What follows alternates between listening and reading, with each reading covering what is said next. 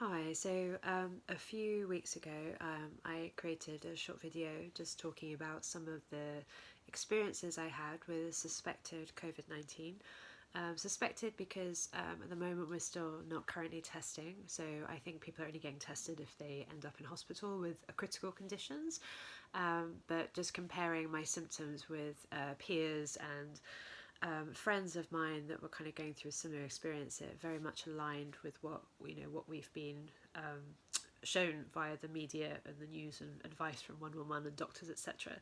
I sent this video out, and since then, quite a few people have been in touch to say that they found it really helpful just to kind of hear that first-hand experience, and also people asking for a bit more clarity around the kind of Ayurvedic element of it, the kind of support that I had.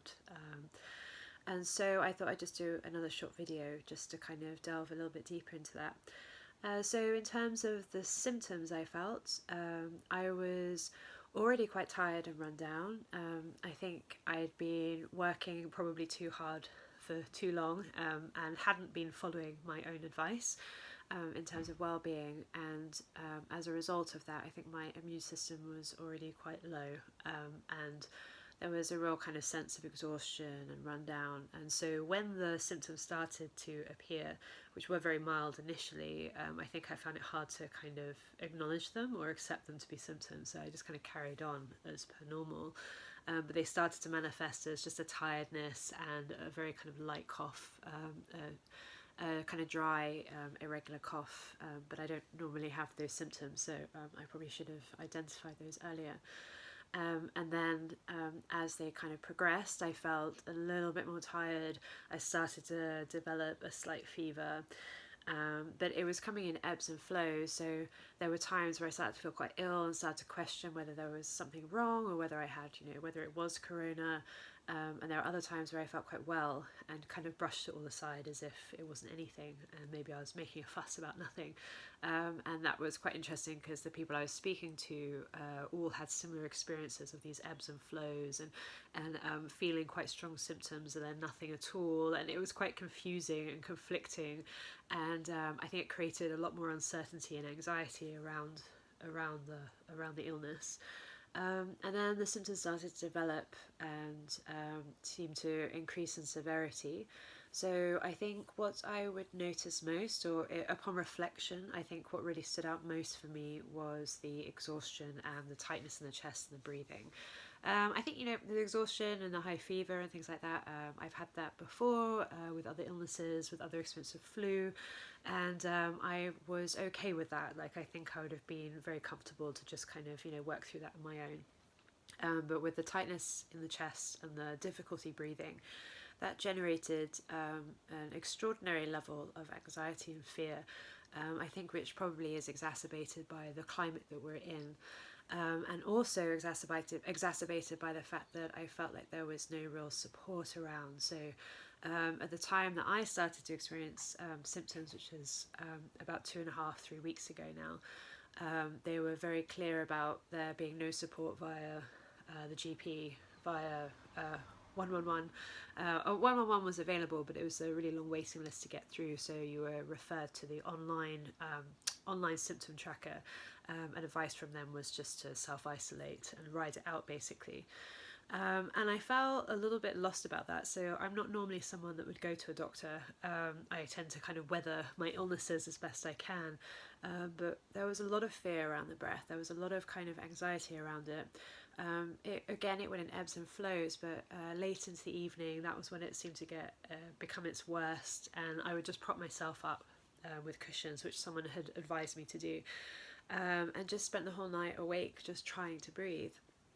And it was exhausting and really scary, and I'd never had anything like that before. So I felt quite alone with that, and I think the recognition that due to the strain on our resources at the moment with the NHS and stuff like that, that there wasn't going to be any help available, that really kind of added to it. And I felt like very disempowered in that moment and fearful, and it took me a lot to kind of untangle and discern what was fear and what was actually to do with the virus, suspected virus.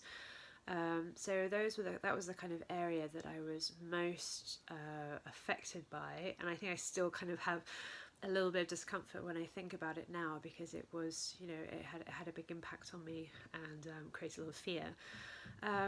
In terms of the Ayurvedic support, so I was really lucky. I trained in Ayurveda many years ago, more for Ayurvedic massage, and then Dr. Deepika is the doctor that trained me.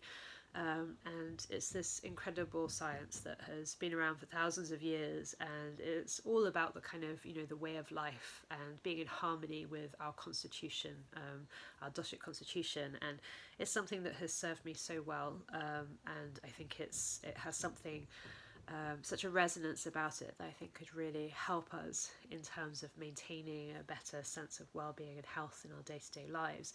I think I wasn't as in tune with my Ayurvedic knowledge as I should have been. I'd kind of let it go, and was overridden with stresses of trying to get money in and working long hours and all of that stuff. And I think as a result, my own sense of well-being and health had deteriorated over the last few months. So Dr. Deepika reached out to me when my symptoms started to escalate. And just, really basic, simple instructions and advice on things that I could do each day in terms of what to eat, what herbs and spices and things like that I could add into my diet, to help kind of manage the symptoms and support me through this process, recognizing that there was no support elsewhere. So I was incredibly grateful for her guidance. So straight away I started, I created a drink first thing in the morning. It was 3 teaspoons of coriander seeds, 6 slices of fresh ginger that I boiled for 6 to 8 minutes, and then put it in a flask and just drank that through the day. So just very kind of just sipping it all through the day. And even when I first started drinking that drink, there was a sense of kind of warmth and soothing in my lungs, which I just really kind of appreciated and valued. It felt like it was very nourishing and warming, which was really helpful.